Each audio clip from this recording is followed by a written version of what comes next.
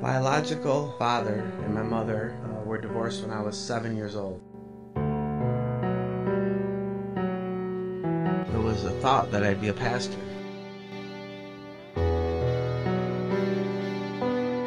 I started asking, where could you get marijuana? Where could I get some weed? Where could I get it? It had a tremendous impact, though, on my parents.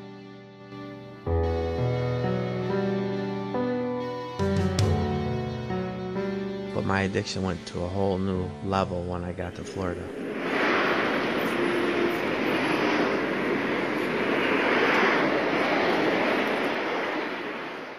You know, I was coming across the Skyway Bridge from St. Petersburg, Florida,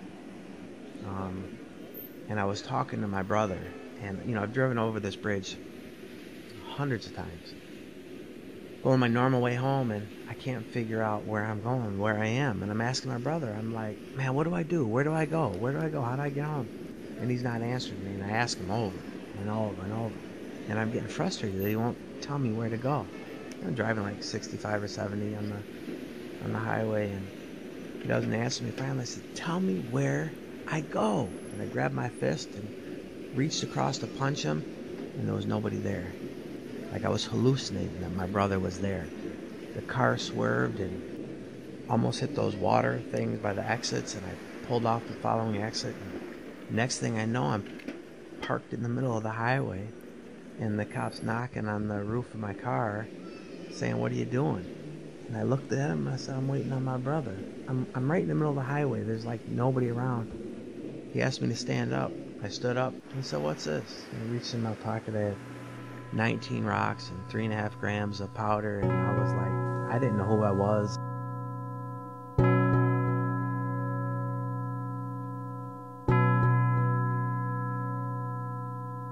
For years, I carried a letter in my wallet for when they found me dead. It was a letter to my mother, telling her that it wasn't her fault, and I know she did the best she could so she wouldn't blame herself. Because I felt like there was no way I was going to survive this. You know, like I just couldn't stop.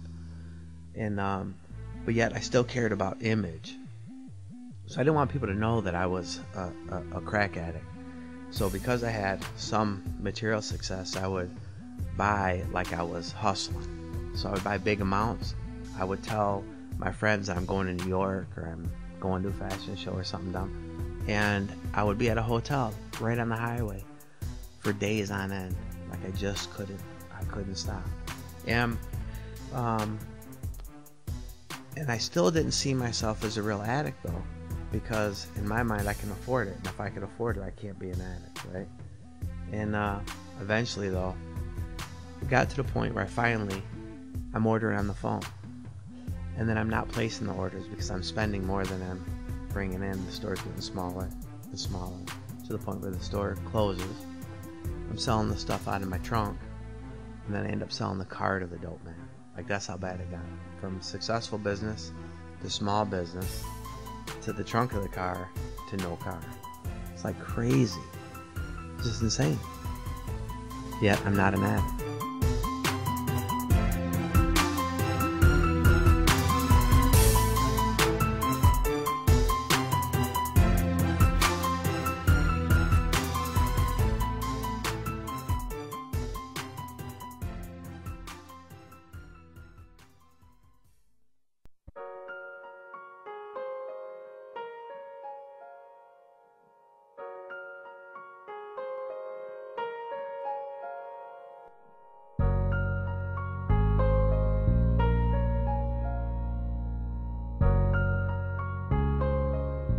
Parts of me wanted to get caught so I could be put out of my misery. Other parts of me wanted to just keep using. And I kept going to this pastor. He kept inviting me on this retreat. Really nice guy. And it just stuck in my head. So that Friday, I called a friend in Jamestown, another addict, and said, I'm thinking about bringing some dope down this weekend. We can make a little bit of money and do our thing. But I'm also thinking about going on this retreat. And she said to me, and I don't know what would make an addict say this other than God kind of stepping in. Where's the retreat? And I said, it's at Letchworth State Park. She said, have you ever been to Letchworth? I said, no. She said, go on the retreat. We'll still be here on Monday. Now, I've never known an addict to turn down free dope, ever. Like, what would make her say that? So I'm like, okay. I called the pastor up and said, is that invitation still open for the retreat? He said, yeah, but you need to be in the parking lot at 5:30. It's like 5 o'clock. And I'm like, okay. I get to the parking lot literally like minutes before the van's going to leave.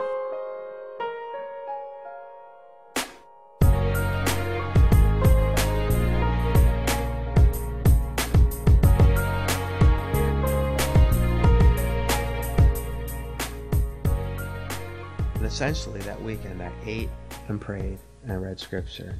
I didn't interact with a whole lot of people. Except for the pastor telling me he was proud of me. So out of gratitude, because this pastor fed me all weekend, he was really nice to me, paid for the retreat for me.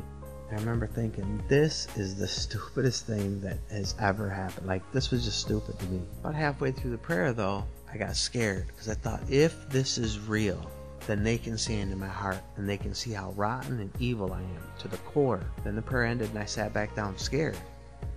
But then I started cleaning up. The service is over. They asked if I'd help clean up. I helped clean up. And I'm in the van and on my way back to Buffalo. They dropped me off in Minnesota, right back in the dope house. It's like I never left.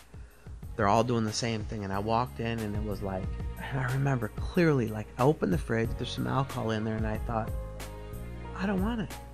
For the first time in my entire life, I didn't want it. And I'm like, this is not me. And all of a sudden, like, scripture I don't ever remember reading, like, started coming to my mind. And I'm on the second floor and I go out and sit on the balcony, and I knew in that moment I would never be the same again. Like, I knew my whole life was transformed.